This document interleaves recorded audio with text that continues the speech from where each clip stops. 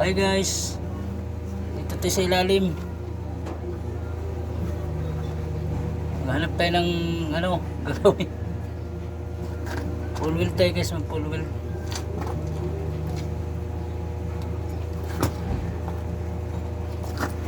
Kita camera to.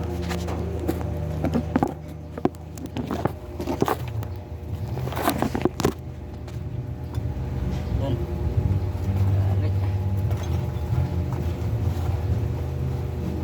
Nasa ilalim tayo ng truck guys. Mag-full wheel tayo.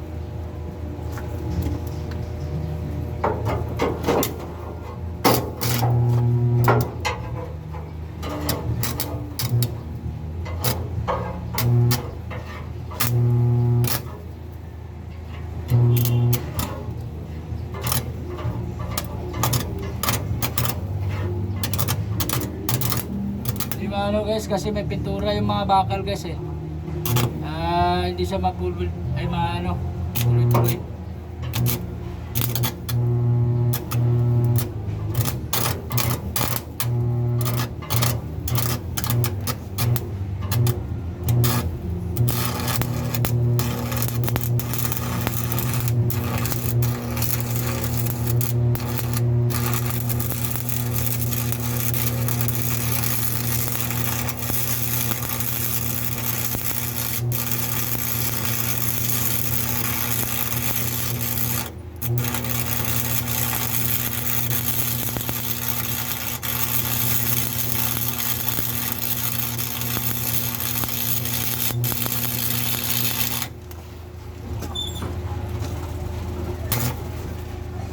Malapit-lapit na tumatapos.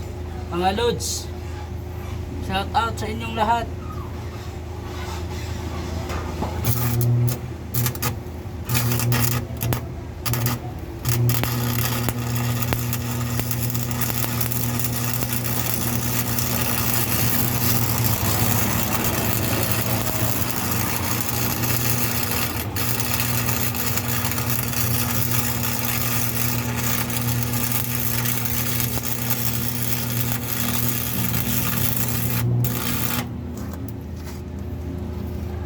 Trabaho ko dito loads, ang hirap pag truck yung project. Hirap loads pag truck yung project. Ito, usok na loads oh. May pintura kasi yung bakal loads, yung kinabit dito. Kaya matagal kumapit yung welding rod. Shout out ako sa inyong lahat. Mga non-followers ko dyan, tsaka mga followers ko. Maraming salamat sa suporta ninyo.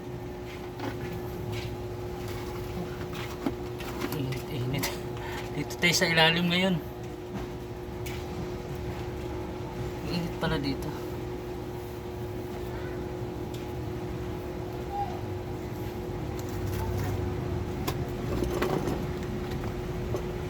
Yung helper natin loads umalis, bumili ng bisagra. Kasi kailangan yun sa siding eh.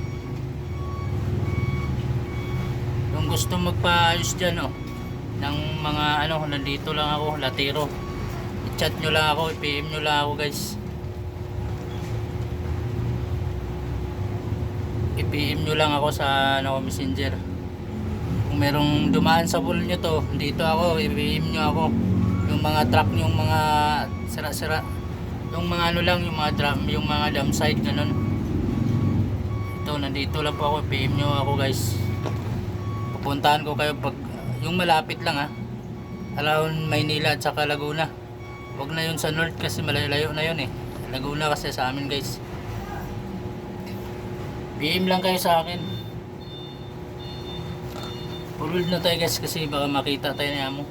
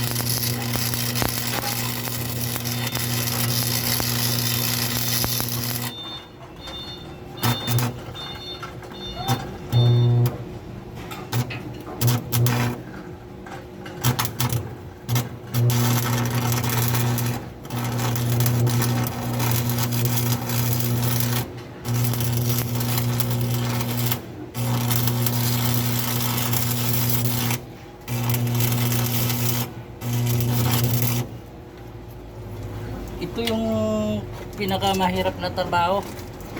Mga lods. Yata nakita sa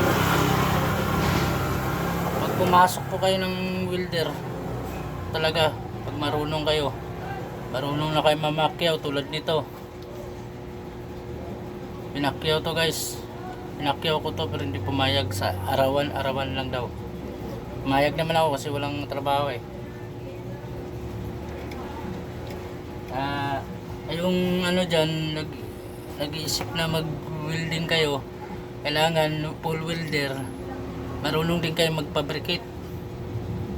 Yan lang po yung mga baguhan nating mga welder dyan. Ako siguro magpa 5 years na ata akong bilang ganito guys. Ay full welder, pero ito bago lang to mga fabricate ko. Kaya magbabala kayo, kaya marami kayong experience. Yan lang po yung sabi ko sa mga baguhan dyan. Yung ito po, pa-shoutout na rin sa ano, yung magpagawa ng mga ganito. PM nyo lang po ako. Pupunta ako agad sa inyo. Pag usap-usapan na lang ang presyo. Magpagawa pa kayo ng truck. Ito po yung ginagawa ko ngayon. Pangalawa na po ito eh. Sa boss ko eh. PM na lang kayo mga lods. Kailangan ko yun lang. Maraming salamat sa inyong lahat.